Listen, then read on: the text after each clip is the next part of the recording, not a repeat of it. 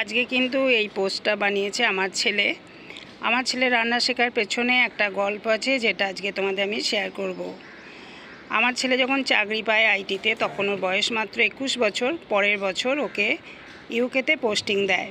কিন্তু তখন আমার ছেলে কিচ্ছু রান্নাবান্না জানতো না, এমনকি জল নিয়েও খেত না। যেহেতু একমাত্র ছেলে, সবই আমি হাতে হাতে করে দিতাম। তখন আমি ওকে বলেছিলাম, তুই বাইরে যাবি, কিছু তো জানিস না, একা একা কী করে থাকবি, কী করে রান্না করবি।